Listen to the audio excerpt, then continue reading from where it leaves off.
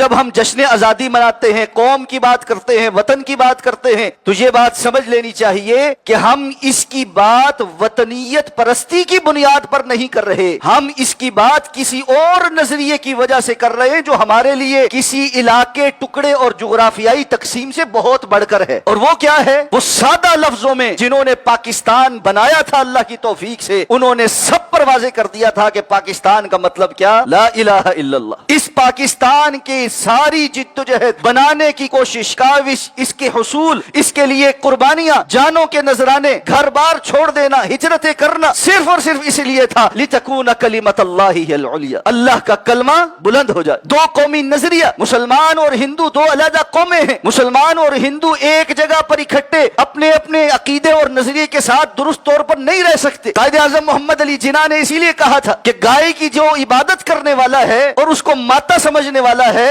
وہ، اور اس کو ذبح کر کے اس کا گوشت کھانے والا، یہ دو آپس میں کسی ایک نظریے پر کیسے متفق ہو سکتے؟ تو ہمارا پاکستان کے حوالے سے جو سٹانس ہے وہ علاقائی، جغرافیائی، قومی، لسانی اور اس طرح کے جتنے بھی عصبیتیں ہیں اور جتنے نعرے ہیں اس کی بنیاد پر ہرگز نہیں ہے۔ اور اگر کوئی ایسا سمجھتا ہے تو وہ اپنی اس خام خیالی کو دور کر، اور اگر کوئی اسلام کو مائنس کر کے پاکستان کا کوئی تصور رکھتا ہے تو یہ جان لے کہ اس کا یہ تصور جہالت کی بنیاد پر ہے، یہ جاہلیت کا آوازہ ہوگا جس کی اللہ رب العزت کے ہاں کوئی حیثیت نہیں۔